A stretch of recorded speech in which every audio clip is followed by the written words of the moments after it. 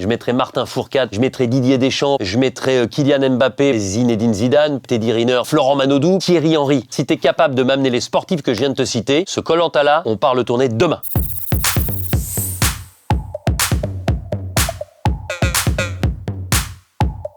On a créé pour ce tournage une bulle sanitaire pour éviter d'être touché par le Covid. Ça a commencé à Paris où on a été tous testés 2 ou 3 fois. Ensuite, on est parti en Polynésie. Là, on respectait une quarantaine de 5 jours. On était à nouveau testés 3 fois. Et une fois qu'on avait vraiment montré patte blanche et qu'on était certain d'être négatif, alors on s'est tous retrouvés, toute l'équipe technique, c'est à peu près 200 personnes, sur un bateau de croisière que nous avions privatisé. Ce qui fait qu'on est resté entre nous. Les seuls qui n'avaient pas de masque H24, c'était bien évidemment les candidats, mais comme ils étaient négatifs, qu'ils n'étaient qu'entre eux, ça posait pas de problème. Et le seul qui avait le droit d'enlever son masque pour les tournages, c'était moi. L'épreuve des poteaux, c'est la dernière. Il faut imaginer que le même jour, le soir, c'est-à-dire quelques heures après, il y a le dernier conseil. Donc le dernier conseil, il se prépare. Le teaser du dernier conseil, il s'écrit. Et bien tout ça, je le fais pendant la première partie des poteaux. Parce que je m'en vais quand les poteaux sont encore suffisamment larges et que les candidats sont stables. Mais dès que ça commence à bouger, dès qu'il y a de l'incertitude, ben, je suis face à eux et finalement, j'attends qu'ils tombent. Finalement, j'ai une demi-heure, 3/4 d'heure pour, avec mon producteur, préparer l'ultime conseil.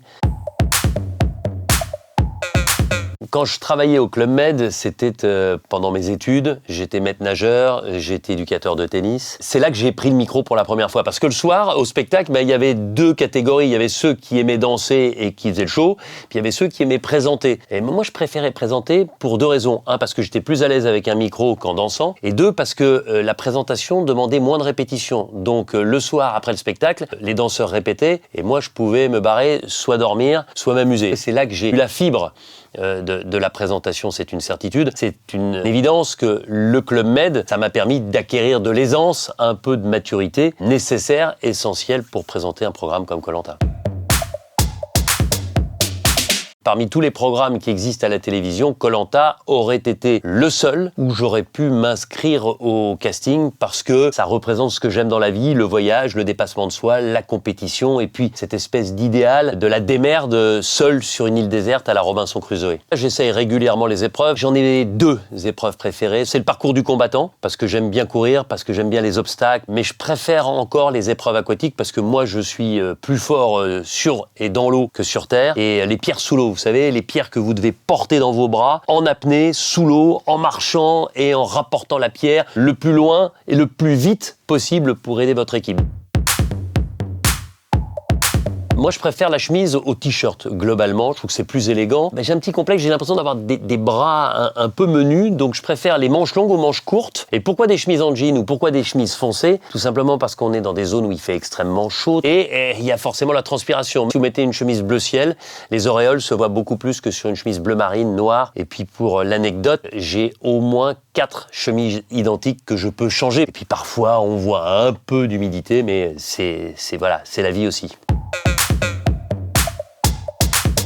Oh bah, si je devais donner une liste non exhaustive mais idéale, je mettrais Zinedine Zidane parce que c'est quelqu'un que j'admire beaucoup et qui adore Koh-Lanta. Je mettrais Teddy Riner parce que je voudrais voir ce qu'il serait capable de donner sans manger ne serait-ce que quelques jours. Je mettrais Martin Fourcade parce que c'est un compétiteur hors norme.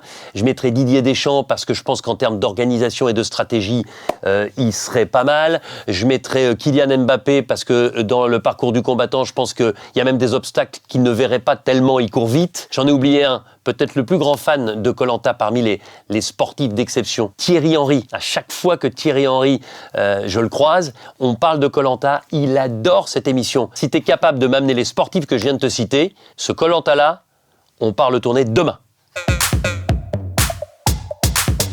Ce qui désarçonne toujours les candidats, c'est que je les vois finalement assez peu. Je les vois pendant les jeux, pendant les conseils, parfois exceptionnellement lorsqu'il y a un abandon sur leur campement. Mais je suis comme une petite souris, je sais tout. Grâce aux équipes de journalistes, grâce au rédacteur en chef, grâce au chef de projet, grâce aux producteurs. Les réunions sont très fréquentes et évidemment, quand j'arrive au conseil, on l'a préparé ce conseil. On sait de quoi on va parler et on sait à qui je vais poser des questions. Vous avez l'impression que tout se déroule comme ça naturellement, les candidats vivent leur vie de leur côté, mais nous, en tout cas au niveau du conseil, on s'organise pour qu'il soit le plus attractif, le plus attrayant et le plus intéressant possible pour le téléspectateur une fois qu'il sera monté. Si j'ai un conseil à vous donner, ne manquez aucun épisode de ce nouveau Koh-Lanta, les armes secrètes. Pourquoi ? Parce que si vous vous souvenez de ce qui s'est passé avec Théoura et ces 2 colliers qui n'ont pas été joués, Charlotte et Théoura qui ont été éliminés, ça avait été un bouleversement considérable. Mais il y aura au moins aussi fort sur cette saison-là. Je ne vous en dirai pas plus.